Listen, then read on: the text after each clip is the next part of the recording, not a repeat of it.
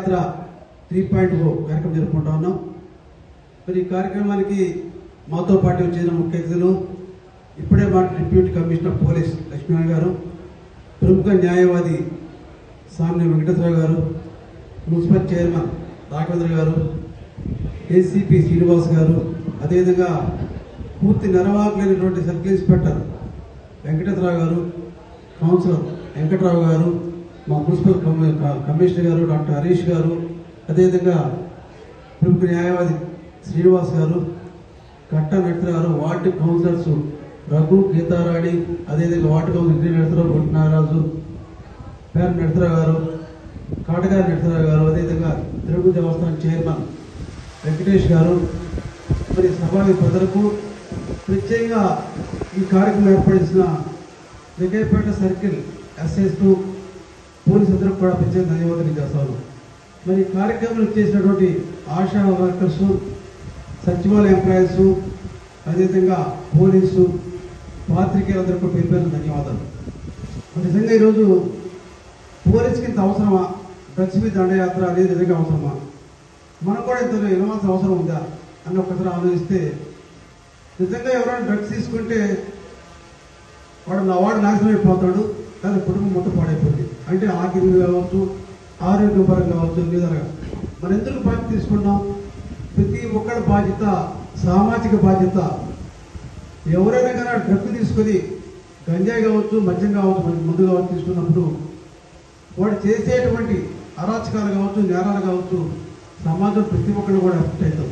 నిజంగా మరి ఈరోజు చూస్తా ఉన్నాం. ఇందాక మరి పోలీసు చెప్పినప్పుడు, డీసీపీ గారు చెప్పినా, ఏసీపీ గారు చెప్పినప్పుడు కూడా ఎక్కువ నేరాలు ఎవరైతే డ్రగ్స్ కావచ్చు, మద్యం తీసుకున్న వాడే. హత్యలు, అత్యాచారాలు, దొంగతనాలు, యాక్షన్స్ ఇన్ని కూడా ఎక్కువ శాతం ఎవరైతే డ్రగ్స్ తీసుకున్నారో, ఎవరైతే మద్యం తీసుకున్నారో వాళ్ళని జరుగుతూ ఉంది. అది వాళ్ళ వల్ల ఆ ప్రమాదం సమాజంలో మనకు కావచ్చు, మన కుటుంబ సభ్యులు కావచ్చు, వాడి కుటుంబం కావచ్చు, పూర్తిగా కొలాప్స్ అయిపోతుంది. ఇటువంటి తరుణంలో మనందరం కూడా చాలా బాధ్యతగా, ప్రతి ఉద్యోగి, ప్రతి ప్రజాప్రతినిధి, ప్రతి ఒక్కరు కూడా చాలా బాధ్యతగా మనందరూ కూడా కర్తవ్యం పాటించాలి. అయితే ప్రత్యేకంగా ఇందాక లాయర్స్ ఇద్దరు చెప్పారు, స్వామి వెంకటేశ్వర గారు కానీ, అదేవిధంగా జేఎస్ఎన్ చెప్పినప్పుడు, అంటే ఏ విధంగా డ్రగ్స్ తీసుకుంటే ఎటువంటి శిక్ష పడతాయని చెప్పి విషయం మీద చాలా క్లుప్తంగా చెప్పారు. అంటే పోలీసు వారు కేసు కడితే ఏ విధంగా శిక్ష పడుతుందని చెప్పి విషయం మీద చక్కగా చెప్పారు. అదే డాక్టర్ హరీష్ గారు చెప్పారు. అంటే డ్రగ్ తీసుకున్నప్పుడు వాళ్ళకి మానసికంగా ఏ విధంగా బ్రెయిన్ మీద కావచ్చు, హార్ట్ మీద కావచ్చు, లంగ్స్ మీద కావచ్చు, లివర్ మీద కావచ్చు, ఏ విధంగా ఆర్గాన్ దెబ్బతింటామని చెప్పి డాక్టర్ ఎక్స్ప్లెయిన్ చేశారు. ఇందా మా గీతారాణి కానీ రఘు చెప్పినప్పుడు సమాజంలో ఈ మందు తీసుకోవడం వల్ల ఏ విధంగా యాక్సిడెంట్ అవుతా ఉన్నాయి, ఏ విధంగా తల్లిదండ్రులు అరెస్ట్ చేస్తున్న విషయం మీద చెప్పారు. అంటే ప్రతి ఒక్కరు కూడా బాధ్యతగా ఈరోజు చూస్తా ఉన్నాం. ఇందాక లాయర్ గారు మాట్లాడుతున్నారు చెప్పారు, విజయవాడ మధ్య యాక్సిడెంట్ జరిగింది. కారు ఒకళ్ళు డాష్ ఇచ్చుకున్నారు. దాంట్లో అప్పీల్ చేస్తే ఒకటి పూర్తిగా డ్రగ్ ఎడిక్ట్. ఎవరైతే బాగా డ్రగ్స్ ఉన్నాయో వాళ్ళు ఏం చేస్తున్నారు విషయం ఎవరికి తెలియదు. ఆ విధంగా పూర్తిగా డ్రగ్స్కి బానిస అయ్యి ఆ విధంగా చేశాడని చెప్పి, అంటే డ్రగ్స్ తీసుకోవడం ఏ విధంగా ప్రవర్తిస్తున్నారు. నిన్న సాగర బజార్కి వెళ్ళా, తండ్రి చనిపోయాడు, తల్లిని కొడుకు ఏ విధంగా హెరాస్మెంట్ చేస్తున్నాడంటే డబ్బులు కావాలంట, మోటార్ సైకిల్ కొనుక్కోవాలి. తండ్రి చనిపోయి 10 రోజులు అయింది, వాడు తల్లిని విపరీతంగా హెరాస్ చేస్తా ఉన్నాడు. అంటే వాడు దేనికంటే బాగా మద్యం తాగి, గంజాయి తాగి పట్టు పూర్తిగా తల్లిని హెరాస్మెంట్ చేస్తాడు. అంటే అటువంటి వాళ్ళు ఐడెంటిఫై చేసి మన పోలీసుకి, మన కౌన్సిల్ ఇవ్వడం అయితే పోలీసు వారికి తెలియజేయడం. నిజంగా ఈ మధ్య ఒక పేపర్ చదివా, రమణ మహర్షి దగ్గరికి ఒక ఆడ మనిషి వెళ్ళి రమణ మహర్షి దర్శనం కోసం పోయిందట. వెళ్ళినప్పుడు 1 రోజు 2 రోజు దర్శనం దొరకలా. 3వ రోజు రమణ మహర్షి దర్శనం దొరికింది.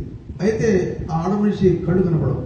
అమ్మ నీ కళ్ళే కనపడవు కదా, నేను ఎందుకు చూస్తావు ఇచ్చామ్మా అని చెప్పంటే, ఆమె చెప్పిన మాట ఏంటంటే, మాకు మీరు కనపడటం కాదు, మీ యొక్క దృష్టి నా మీద పడాలి అని చెప్పన్నారు అని చెప్పి రమణ మహర్షితో ఆడ మనిషి అందట. అంటే కళ్ళు కనపడకపోయినా ఆమె రమణ మహర్షిని చూడడానికి వెళ్ళింది. అయితే ఆ సందర్భం రమణ మహర్షి ఏం చెప్పాడంటే, ప్రతి ఒక్కళ్ళు కూడా బాధ్యత, కర్తవ్య బాధ్యత, సామాజిక స్పృహ, సామాజిక బాధ్యత, సేవ దృక్పథం ఉంటే దానికన్నా దైవభక్తి లేదు అని చెప్తున్నారు.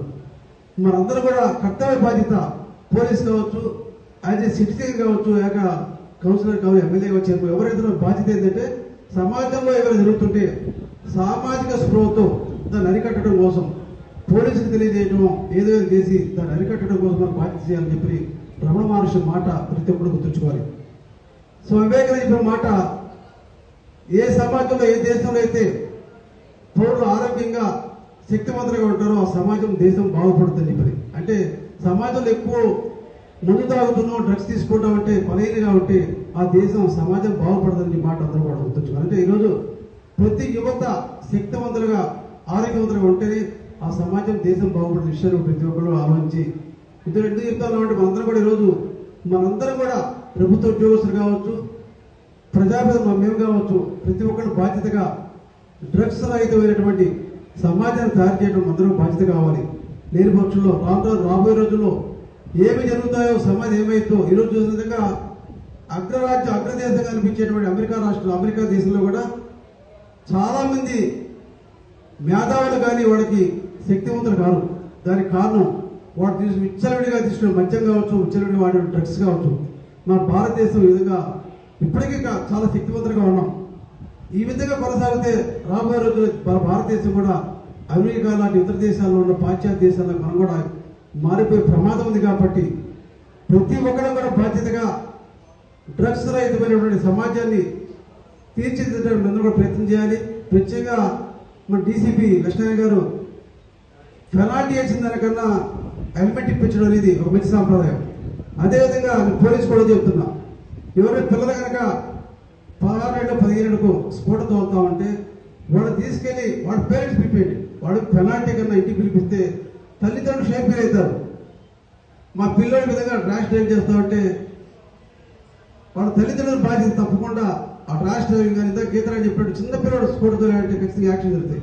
ఈరోజు డిగ్రీ చదివి వాడుకున్న 10th క్లాస్ ఇంటర్మీడియట్ చదివే పిల్లలే బాగా మోటార్ స్పీడ్ తోలి ప్రమాదాల కారణమవుతున్నారు. కాబట్టి వాళ్ళు కూడా వాళ్ళ తల్లిదండ్రులు పిలిపించి కౌన్సిలింగ్ చేస్తే చాలా నివారించుకోవచ్చు. ఈరోజు పెనాల్టీ కన్నా కౌన్సిలింగ్ తల్లిదండ్రులు మనం అవగాహన కౌన్సిలింగ్ చేస్తే తప్పకుండా మనం నియంత్రించుకోవచ్చు. కాబట్టి మనందరూ కూడా డ్రగ్స్ రహిత సమాజం కోసం పాటుపడాలని చెప్పి కోరుతూ మీరు ప్రత్యేకంగా పోలీసు వాళ్ళందరూ కూడా ప్రత్యేకంగా సిపి రాజశేఖర్ బాబు గారు కావచ్చు, అదేవిధంగా డీసీపీ లక్ష్మీనారాయణ గారికి, ఏసీపీ గారికి, మా సర్కిల్ ఇన్స్పెక్టర్ గారికి, జగ్గపేట పోలీస్ సర్కిల్ అందరికీ ప్రత్యేక ధన్యవాదాలు తెలుసుకోండి.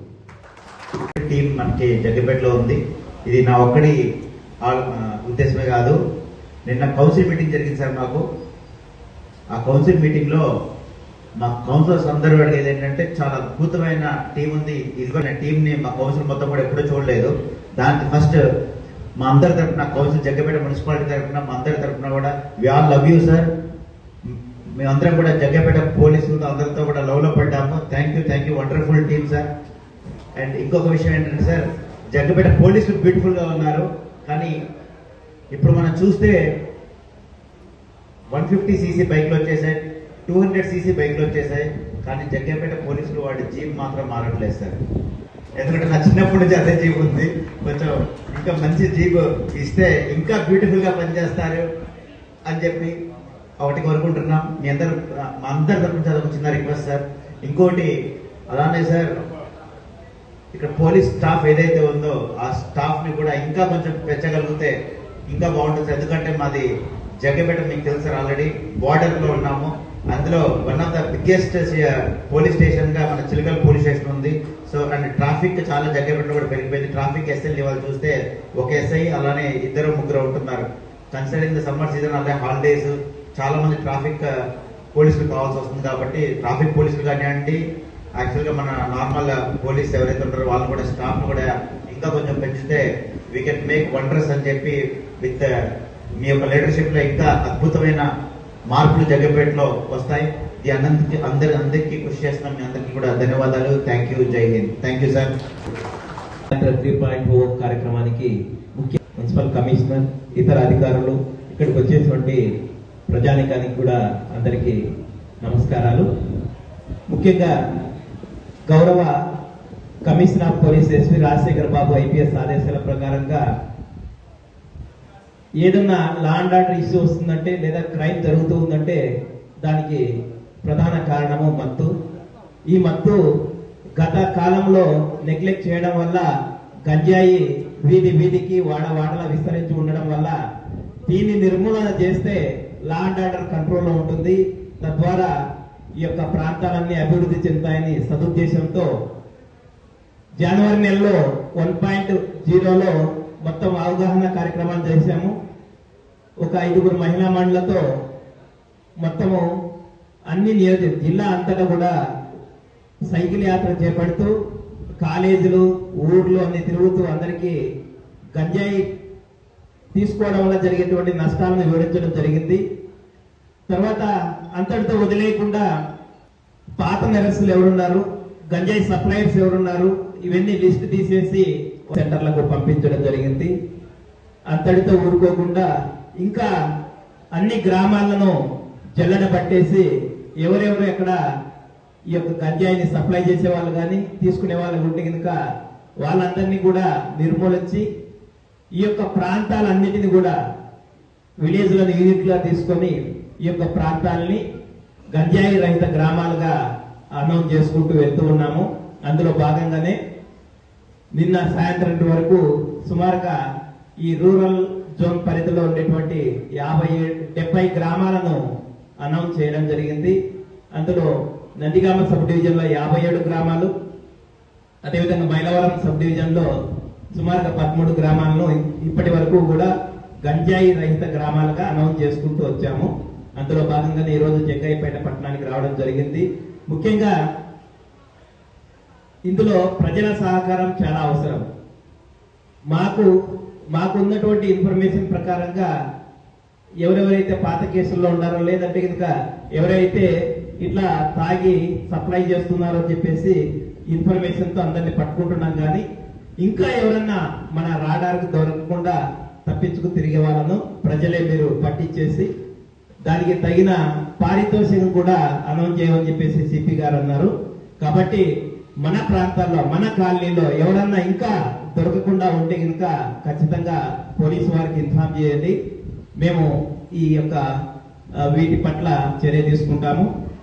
ఇంకా తర్వాత ఈ మేము పోలీసుగా ఎదుర్కొనేటువంటి రెండవ అతిపెద్ద ప్రధాన సమస్య రోడ్డు ప్రమాదాలు. 15 పోలీస్ స్టేషన్ల పరిధిలో ప్రతిరోజు దాదాపుగా 2 చనిపోతున్నారు. ముఖ్యంగా 100 రోడ్డు ప్రమాదాలు జరిగితే అందులో దాదాపుగా 80 నుంచి 90 రోడ్డు ప్రమాదాలన్నీ కూడా బైకులతో జరుగుతున్నాయి. బైకుల్లో హెల్మెట్ లేకపోవడం వల్లనే చాలా మంది ప్రాణాలు కోల్పోతున్నారు. కాబట్టి దీన్ని ఒక యుద్ధంలాగా తీసుకొని ఏం చేస్తున్నామంటే హైవేకి ఎక్కిన ప్రతి ఒక్కరికి కూడా హెల్మెట్ కంపల్సరీ అని చెప్పేసి చేస్తున్నాము. అందులో భాగంగానే ప్రతిరోజు మార్నింగ్ ఈవినింగ్ మినిమం 2 గంటలు రోడ్లపై నిల్చొని అందరికీ కూడా హెల్మెట్లను కొనిచ్చే కార్యక్రమం చేపట్టాము. దీనివల్ల మీరు గమనించారు, మేము కూడా అబ్జర్వ్ చేస్తున్నాము, ఒక 2 నెలల నుంచి రోడ్డు ప్రమాదాలు తగ్గుతూ వస్తున్నాయి. కాబట్టి మన ప్రాంతాల్లో కూడా బైక్ ఉన్న ప్రతి ఒక్కరు కూడా హెల్మెట్ ధరించాలని చెప్పేసి మనస్ఫూర్తిగా విజ్ఞప్తి చేస్తూ ఉన్నాము. తర్వాత 3వ ప్రధాన సమస్య ఏంటంటే సైబర్ నేరాలు. ఎంతగా అయిందంటే గతంలో మనకి డబ్బు ధనము తర్వాత బంగారం ఇవన్నీ కూడా రూపంలో ఉండేది. కానీ నేడు అదే డబ్బు మన సెల్ ఫోన్ లోకి వచ్చింది.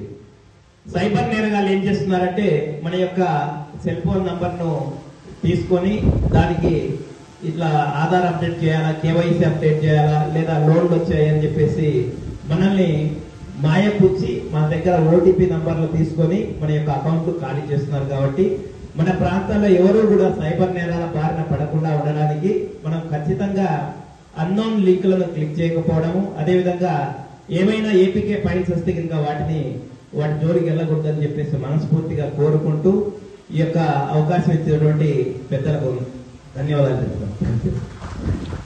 నేను సైతం బాధ్యత కలిగిన పౌరునిగా నా జీవితంలో ఎప్పటికీ మత్తు పదార్థములు మరియు మాదక ద్రవ్యాలు వాడనని ప్రమాణం చేస్తున్నాను.